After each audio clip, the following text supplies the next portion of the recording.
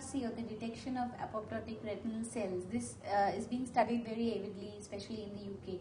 Do you see this scan becoming commercially available anytime soon? The detection of apoptosis by using fluorescent labels in the retina is a very promising technology. It is on the verge of a breakthrough where we need a marker to be identified that can be easily given to a patient, that can be collected in the retina, such that the ganglion cells that are dying, that can light up, so that we can detect the damage threshold for the patient.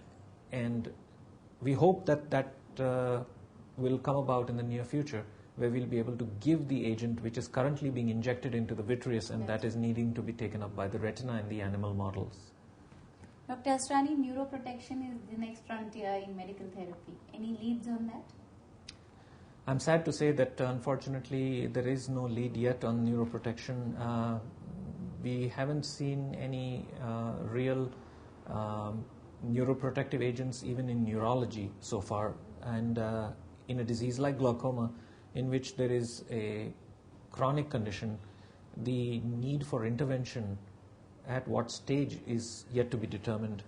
And though there is a lot of research being done for neuroprotective mechanisms, nothing has yet borne fruit. But we shouldn't lose hope, and hopefully there will be something out in the future.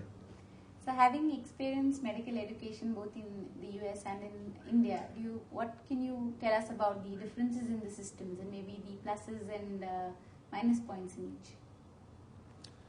I think the education system in both countries have positive points that one could take from, and my biggest positive point I've found in my training in India has been being able to look at the patient as a complete patient, being able to take a history well, and not relying on just my findings in terms of the optic nerve, how it looks, or how does the visual field look, or how does the OCT look.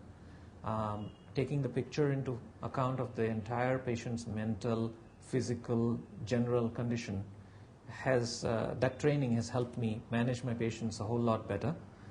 Along with that, getting the history of the patient so that I can suggest better techniques for compliance, and getting the patient as a partner in the disease management is all, I think, because of my education that I've had here. Well, in the US there are positive points also. There are newer technologies that have helped me understand the disease better, that have helped me find early stages of the disease, and being able to let me look at structures that otherwise we could never see, like the Schlemm's canal in a live individual. So using a combination of both clinical skill as well as testing can really help us manage our patients better. So anything we should be doing here to encourage our doctors to go towards research? The biggest piece of advice I would be able to give in that direction would be to keep one's mind open, and that one's clinical practice is one's laboratory, and that if one sees a finding that the doctor is not able to understand, that the doctor keeps the mind open and starts to inquire why, and why did that happen, and maybe that might lead us to why glaucoma happens. It will come from a glaucoma doctor or a general ophthalmologist from a clinical observation rather than coming from a laboratory.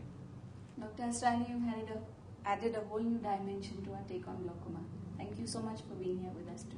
Thank you for having me. My pleasure. Thanks.